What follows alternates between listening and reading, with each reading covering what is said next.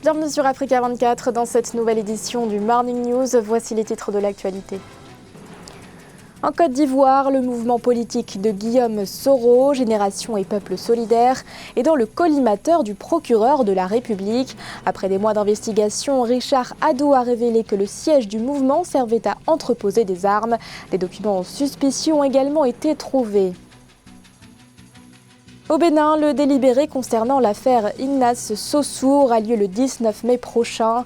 Une décision prise lors du procès en appel qui s'est tenu ce mardi 5 mars. Audience au cours de laquelle 12 mois de prison ont été requis contre le journaliste d'investigation. Et enfin, chute record des transferts d'argent de la diaspora africaine vers le continent. La Banque mondiale annonce une baisse de plus de 23% qui risque de fragiliser beaucoup de familles. Les détails dans ce journal. Après sa condamnation à 20 ans de prison, c'est désormais le mouvement politique de Guillaume Soro qui est dans le viseur du procureur de la République, Richard Adou. Après une enquête judiciaire, le procureur révèle que le siège du mouvement Génération et Peuple solidaire servait à entreposer des armes. Richard Adou a également ajouté qu'un lot de matériel militaire, de communication ainsi que des documents suspicieux ont été trouvés. Les accusations rejetées en bloc par la défense. Aïssatou Diamanka-Beslan et Philomentine. Une semaine après la condamnation de Guillaume Soro à 20 ans de prison ferme, c'est son mouvement politique GPS, Génération et Peuple solidaire, qui est désormais dans le viseur du procureur de la République d'Abidjan, Richard Adou. Ce dernier a fait face à la presse ce mardi 5 mai 2020 sur une affaire d'investigation toujours en cours. Des investigations qu'il a menées ces derniers mois avec ses équipes et qui ont permis, selon lui, de retrouver des armes et des munitions stockées au siège du mouvement de GPS. L'enquête a permis d'établir que le siège de ce mouvement politique servait à entreposer des armes. Il a été également découvert à ce siège un lot de matériel militaire de communication ainsi que des documents qui ne laissent aucun doute sur les actions et les objectifs de ce mouvement politique. Selon le procureur, en dehors de ces découvertes, de nouvelles arrestations ont eu lieu parmi les concernés. Quelques militaires chargés de la protection de Guillaume Soro. Ces démêlés judiciaires successifs sonnent comme un coup dur pour l'ancien président de l'Assemblée nationale qui est officiellement poursuivi dans un dossier de tentative présumée d'atteinte à l'autorité de l'État. La défense rejette ces accusations en bloc, mais l'instruction du dossier se poursuit. Pour nous, l'État de Côte d'Ivoire et sa justice aux ordres malheureusement des gouvernants de l'exécutif a entamé une traque contre Guillaume Soro depuis l'annonce de sa candidature pour l'élection présidentielle d'octobre 2020. Le dernier déroulé, c'est que simplement le procureur de la République a très certainement, suivant les ordres de ses mandants, décidé de pourvoir Guillaume Soro de son mouvement. Mais dans tous les cas de figure, cela ne change rien au programme de Guillaume Soro et de GPS qui sera de concourir à l'élection présidentielle et de remporter cette élection. L'ancien Premier ministre actuellement en France n'a pas changé sa ligne de conduite. Selon lui, seule l'élection présidentielle du 31 octobre 2020 compte. Sa candidature est toujours maintenue pour ce scrutin crucial pour la Côte d'Ivoire. En Éthiopie, les parlementaires ont tranché ce mercredi 6 mai. Depuis des semaines, les députés réfléchissaient à un report des élections générales prévues le 30 août prochain. Un report à la fois inévitable en raison du coronavirus, mais aussi urgent car le mandat des députés arrive à expiration le 30 septembre 2020. Après d'intenses pourparlers, les parlementaires ont décidé de recourir à une instance spécialisée dans les questions constitutionnelles. La problématique de ce report sera donc traitée par la Chambre de la Fédération. Mais entre-temps, la région du Tigré a décidé de maintenir le scrutin électoral. Une décision annoncée ce lundi 4 mai par le Front de libération du peuple tigré. Le parti accuse le Premier ministre Abiy Ahmed d'utiliser la pandémie de Covid-19 pour repousser une échéance électorale qui lui est favorable. C'est une première depuis le milieu des années 1990. Le Soudan a nommé un ambassadeur aux États-Unis. Il s'agit de Noureldin Sati, diplomate chevronné. Il a notamment été ambassadeur en France et a œuvré pour des missions onusiennes de maintien de la paix au Congo et au Rwanda. Fanny Mounichi et Nelly Claude Bessard. Cela n'était pas arrivé depuis 23 ans. Un ambassadeur soudanais a été nommé aux États-Unis. Noureldin Sati, diplomate expérimenté, ancien ambassadeur en France et ancien collaborateur des Nations Unies, a été désigné. L'approbation s'inscrit dans le cadre de la normalisation des relations diplomatiques soudano-américaines et de leur reclassement au niveau des ambassadeurs après avoir été au niveau du chargé d'affaires pendant plus d'un quart de siècle en raison des politiques de l'ancien régime. Une nouvelle étape dans le rapprochement entre Khartoum et Washington et qui intervient après la visite en décembre dernier du Premier ministre soudanais Abdallah Hamdok aux États-Unis. Visite au cours de laquelle la nomination d'un ambassadeur avait déjà été évoquée. Les relations entre les deux pays sans jamais être totalement rompues étaient restées tendues tout au long des années Omar el-Béchir, jusqu'à la destitution de l'ancien président le 11 avril 2019. Maintenant, la chute d'Omar el-Béchir marque une nouvelle ère politique pouvant renforcer une coopération bilatérale entre les deux États. Surtout que de manière symbolique, les États-Unis, par cette annonce, expriment leur volonté à soutenir la transition démocratique soudanaise. Les États-Unis n'ont pour l'instant pas annoncé si le département d'État allait également nommer un ambassadeur pour le Soudan. Le dernier ambassadeur américain à Khartoum avait quitté son poste le 30 novembre 1997. Et toujours au Soudan, 30 personnes ont été tuées dans des violences intercommunautaires dans l'État du Darfour Sud. Une annonce faite ce mercredi 6 mai par le cabinet du Premier ministre soudanais Abdallah Hamdok. Selon une source communautaire, les heurts ont éclaté ce mardi 5 mai. L'origine de ce drame, un vol de bétail entre des membres de deux communautés rivales. 9 personnes auraient également été tuées dans la nuit, puis 21 autres lors de nouveaux affrontements mercredi. Malgré un retour au calme, la situation reste extrêmement tendue. Le sort du journaliste d'investigation béninois Ignace Sossou sera fixé dans moins de 2 semaines. La Cour d'appel de Cotonou a renvoyé le délibéré au 19 mai prochain.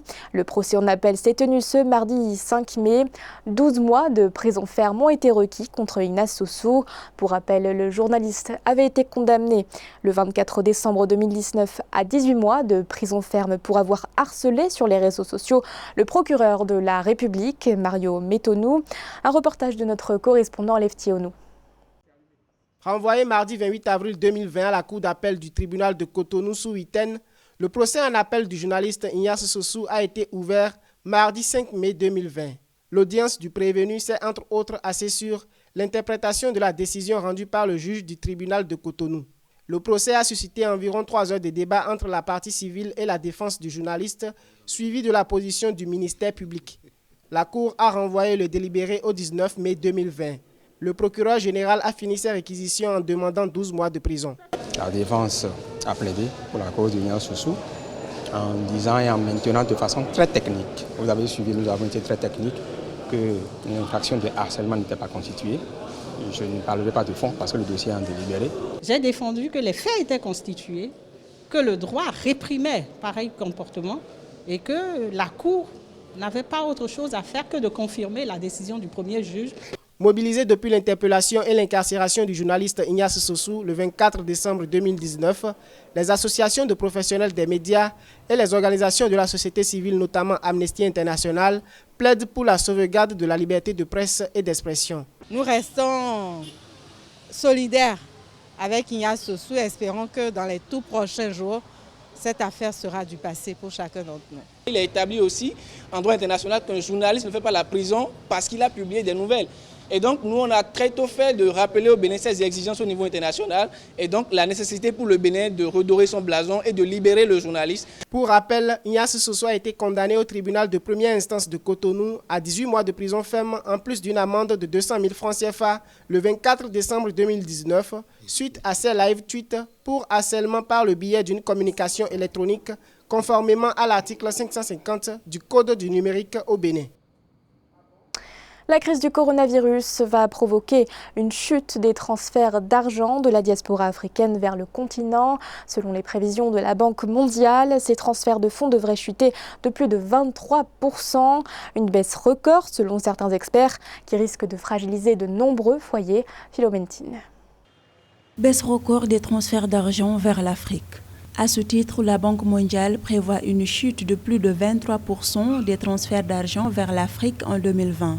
La pire récession depuis 25 ans dont fait face le continent induite par la pandémie de coronavirus en est la conséquence, d'après l'institution de Bretton Woods. Si nous prenons compte cette privation, l'impact sera très drastique pour les économies africaines. La privation de tels fonds aurait un impact significatif dans l'équilibre également de la balance commerciale de ces États, parce qu'on imagine que la majeure partie des fonds qui sont transférés en Afrique subsaharienne, ces fonds viennent également aider les populations qui sont très pauvres. Une telle privation va renforcer encore les inégalités sociales sur le continent africain. Le volume des envois de fonds vers le continent africain devrait chuter à 37 milliards de dollars pour l'année en cours en raison de la crise économique du coronavirus, alors que le montant devait atteindre 48 milliards de dollars en 2020, selon les projections initiales de la Banque mondiale. Une situation insurmontable pour certains foyers africains dont le transfert de fonds représente jusqu'à 40% de leurs revenus, selon la FIDA, Fonds international de développement agricole. Les fonds apportés par la diaspora permettent énormément d'alimenter les réserves bancaires, notamment les banques commerciales. Cela permet d'améliorer la liquidité de ces banques. Vous avez d'importants dépôts qui sont envoyés de manière informelle. Les envois financiers sont estimés au minimum, lorsqu'on prend l'Afrique subsaharienne, de manière globale, entre 9,7% et 18,8% du coût du transfert qui sont également collectés par ces agences spécialisées qui dépendent des banques en tant que telles. À noter qu'en 2017, les transferts d'argent vers l'Afrique ont atteint 65 milliards de dollars dans certains pays, dépassant largement ceux de l'aide publique au développement. Le Sénégal annonce la reprise progressive des classes à partir du 2 juin. Une décision annoncée par le gouvernement, mais qui ne fait pas l'unanimité auprès du personnel enseignant, mais aussi auprès des syndicats. Pour rappel, les écoles sont fermées depuis le 16 mars dernier. Reportage d'Eladji Ndiaye, notre correspondant au Sénégal. Au Sénégal, la date de reprise des cours pour l'élémentaire est prévue à compter du 2 juin 2020, annonce faite par le président de la République Macky Sall. La fermeture des écoles, des universités et des crèches faisait partie des 5 mesures annoncées le 14 mars par le chef de l'État sénégalais pour endiguer les risques de propagation de la maladie à coronavirus. Mais cette décision de reprendre les cours le 2 juin ne fait pas l'unanimité au sein de la classe syndicale. C'est une situation inédite avec un contexte international dû au coronavirus. Il y a bel et bien des moyens de réaménager les calendriers scolaires et universitaires pour sauver la vie. Réunir les acteurs et assurer leur déplacement au quotidien reste un défi majeur selon le syndicaliste Mamoudou Lamine Dianté. Pour lui, les parents n'auront pas à choisir entre les études et la vie de leurs enfants. Parce que simplement les conditions qui prévalent dans nos établissements scolaires et universitaires avec les effectifs pléthoriques constituent un terreau fertile pour la propagation du virus. S'agissant de l'enseignement supérieur, le Conseil a recommandé aux académies de réfléchir sur les modalités de reprise globale des enseignements dans la période du 2 au 14 juin 2020.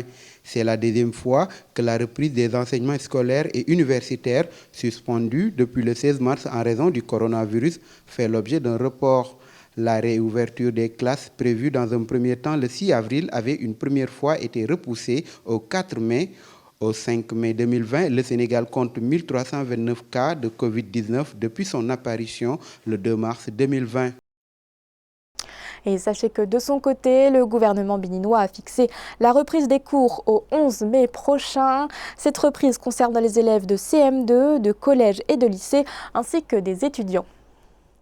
Ce journal a été réalisé par l'ensemble de la rédaction. Merci de votre fidélité. L'actualité continue sur Africa 24.